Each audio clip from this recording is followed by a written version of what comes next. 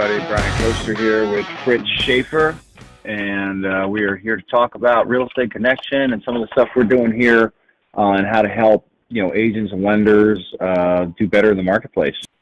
So a big part, and especially when it's repeating almost the same thing over and over again, but that's really a part of the process, is regarding the engagement cadence, right? So the fundamentals of what people do and how people engage with buyers is something that I don't think we hear enough of. So, let's go over that a little bit and then, talk about the market a little bit. All right. Sounds good. All right. So let me do this. All right. So if you can see my screen here, you really have what we use is an engagement cadence for buyers and for people who are interested in purchasing a property. When you think about conversion and you think about how leads are converted, it's not in the specifics of what is being said or the specific value prop or the nuances of all those things, but rather just your pure consistency. People kind of understand you have an agent. People kind of glance at your marketing. People do generally have a level of awareness that you're sending them stuff, but they know who you are and that you've been consistent with them and persistent with them more than anything else. And so, what we do at Real Estate Connection, and this is based on dozens and dozens and dozens of other companies and the way we go about engaging with leads and what we've seen work and what we've seen haven't worked, is a basic conversion cadence. So this conversion cadence is really designed to get you in touch with the buyer and then long-term keep you in touch with the buyer through a variety of ways. So let's go through this a little bit. And then Fritz, anything you want to say on, calling or engaging with the buyer leads, or what you've seen work and, what you've seen haven't worked? Just the consistency of following up, especially recently, it requires more contacts to get the buyers excited, to get them out there to actually start touring properties. And I think the consistent follow-up is the most important thing, because realistically, any agent can make one phone call, any agent can send one text or one email. And I think in a lot of cases with these buyers where, they're talking to whoever's going to talk to them, right? So it's very important that you stay engaged with them, and you have to consistently reach out, even if they're not finding anything that excites them in the market, or they're not necessarily chomping at the bit just yet to go out and start touring properties. You just have to stay engaged with them, because the moment that you stop with your consistency, with your following up, with your engagement on the client, with the borrower, that's the moment where they're inevitably going to have the question, or they're going to look for someone that's going to answer them, right? But if you're consistent with your contact with them, that is the biggest advantage that you have over every other agent. Yep, and that's exactly right. So when you really think about this engagement cadence, so day 1, day 3, day 7. So day 1, call, text, email. It doesn't have to be all at once. That doesn't have to be all at the same time. But like what I like to do is I will email them homes for sale, and then I will call them. And if they don't answer, then I'll send them a text and say, hey, I just sent your home for sale. I also left you a voice message. Check your email and let's get back to me. So there's a specific ask. And that's just a great way of, let's say, boarding a buyer. The second is calling. Hey, did you get what I sent you? Right? That's day 3. Day 7 is, hey, just checking in. Did you get a chance to review what I sent you? Because sure or not, the day 3 check-in call, if you get them on the phone, they're just going to say, hey, I haven't had a chance to review your email yet, or I haven't had a chance to look at the homes, or I haven't had a chance to talk to my wife, or I haven't had a chance to talk to my husband, and we got to keep that there. Day 7, day 14, just kind of a check-in. Day 21. Now, here's the thing. At any moment in this situation, they can respond and say, hey, by the way, there's a home I do want to tour, or hey, by the way, I have a question about that. That breaks this cadence at some level, right? Like once this is the formula for the first, 30, 40 days. And then once you engage with them, if you go out and look at homes for sale, if you go out and do all that stuff, then you're really in a sale process. You're working for them. This is to convert the lead. Once the lead's converted, that's a whole other follow-up process that we'll talk about in a little bit. And so this is, once you make that contact, once you get engaged, you want to get that initially going. It's kind of a launch process. And then from that point, really, you want to stay in touch every 33 days. I say 33 days just because it's not quite once a month. It's a little more than that. And you're just kind of checking in. It's not the first of the month every month. It's just, you're just ongoingly going to check in about 10 times a year. Call, text, email, call, text, email, call, text, email. The holidays are great for getting those in, like especially with text messages and emails, like those count. Like you can hit your whole database. Any events that are happening or homes for sale are a great reason to call. And this is the engagement cadence. Now, the engagement cadence is, let's just say, the onboarding process, and that's going to happen in the first 40 days. And then you have the long-term retention and kind of professional services. And that is sending them weekly homes for sale, making sure they know that you can give them same-day home tour access, doing inventory-based check-ins, mortgage pre-approval guidance, meaning they're going to want to get a mortgage and they need the information on that, and then just general homeownership education. And people always say, like, well, why would I go and, send them homeownership education or mortgage pre-approval or all these things when, their mortgage company is going to do that, or there's a ton of information online. And the reason is simply they just want to get the information from you, right? If you're their agent, you're out looking at homes with them, they just want to make sure you have everything in place. You can send them a link to another site. You can link out, right? Like you don't necessarily have to maintain a database, right? So Fannie Mae and FHA and VA and all the government agencies have more homeownership education than you could ever create on your own. So you can just link out to that, but they want to make sure you have everything so that they have everything. And then client appreciation events, social media presence, and then just a general newsletter, right? So these are sort of pegs that you're putting into your arsenal as far as what you use to market yourself, right? And with the biggest thing being your engagement and follow-up cadence. You could do all of the other stuff, and if you're not following up, you can forget it. You could do none of the other stuff, and if you just call them every time, they'll send you a house. They'll say, look, here's a house I want to go see. I've been looking on Zillow. You've been calling me so much. I appreciate it. So the left side on the engagement cadence and the follow-up and the conversion cadence is by far the most important thing.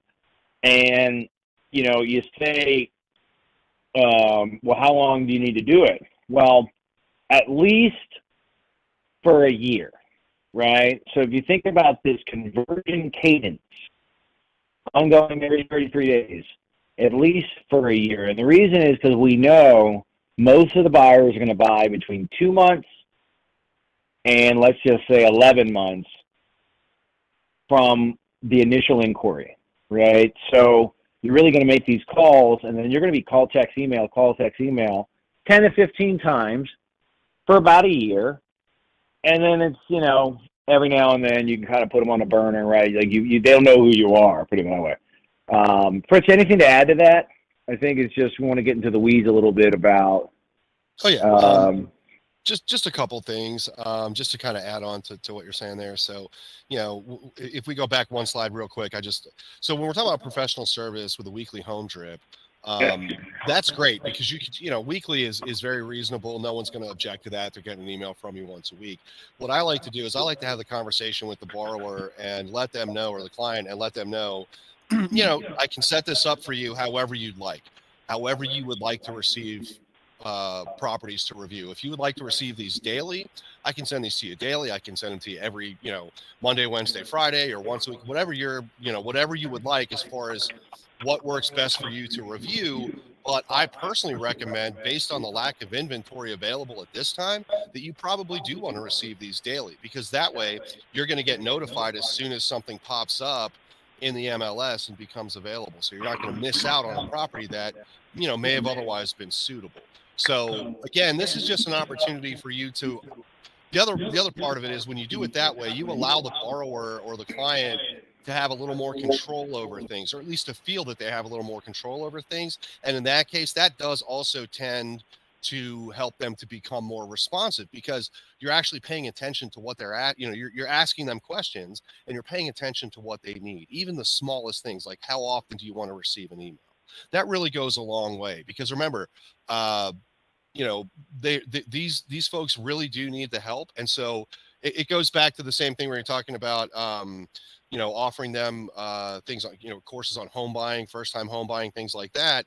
You're really helping to educate that client, and you're doing a lot more than just opening the door for them to go into a home. You're actually assisting them with finding the right property and educating themselves to find the right property and to make the best choice.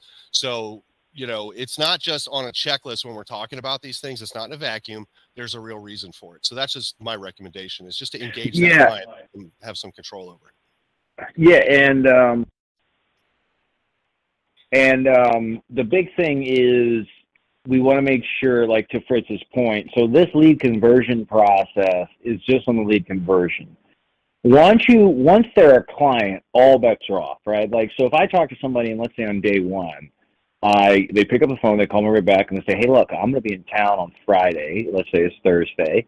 My wife and I want to go look at properties. I got a list of 20 properties I want to go see.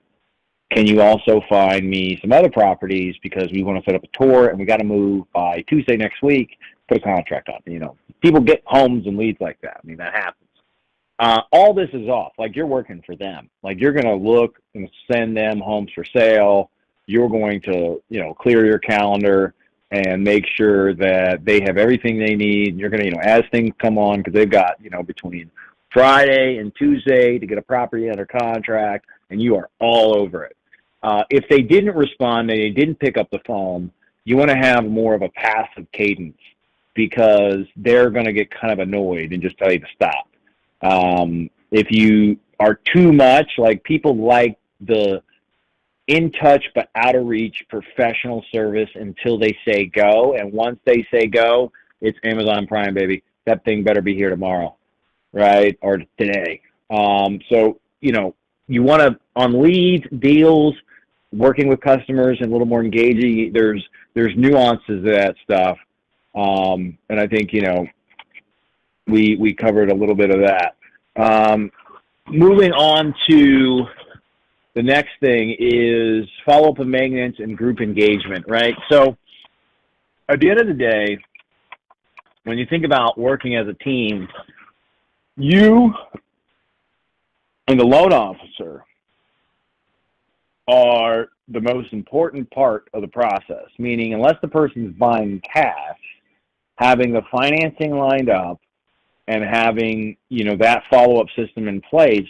And we have found it's just more effective to group in the loan officer on your messages. And the reason is simplistically is that they have everything they need and they create a consistent support thread, right? Like, if you were buying a house, you would just think you would have group messaging between the person helping you finance the house and the person helping you find the house, especially when you talk about like multiple weeks and the idea of converting a lead over time. So most, or if not all, of our communication is between all three parties, meaning the loan officer, real estate agent, buyer, with three parties, and then at Real Estate Connection, obviously we're in the loop on that as kind of a fourth party.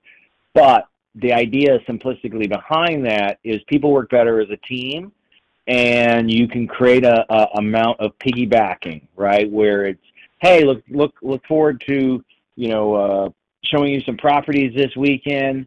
If you have any questions, your loan officer's on this text messages. And, oh yeah, cool, I need a, a rate quote on this, or I need a pre-approval on this, or I need to make an offer on this one, and the loan officer's right there, and the buyer feels like they have everything they need to buy a house, right? And that feeling of everything they need to buy a house is something that, is super relevant. And then when you talk about conversions, right? So everyone talks about 1%, 2%, 5% conversions. Really, that's not, that should be looked at in the sense of like, if this is amateur night, right? In the sense of there are very specific things that you can do to convert leads at a significantly higher ratio. And, you really have to put in a whole bunch of small processes in place, meaning like you should get in contact with about 90% of the people that you come across. Meaning most of them will tell you to stop contacting me or that they're not interested anymore, but you should get a response. If you message and call somebody once a month for a year, trust me, they're going to get back to you. Made contact by agent should be almost 90%. Looking at homes, a little more than half should go out and look at homes with you at least once. You should make offers with about half of those.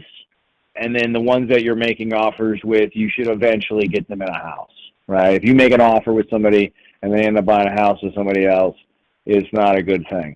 And then once you start looking at homes, you should close about half the people you're looking at homes with.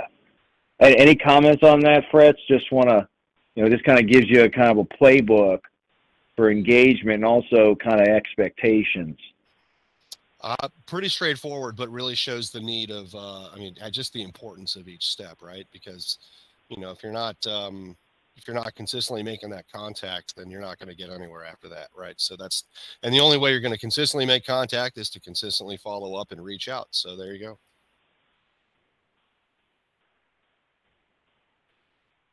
Absolutely. So anything on the market right now? So rates are a little lower, right? I mean, what's going on with that? Let's talk about that a little bit. So rates are a little lower.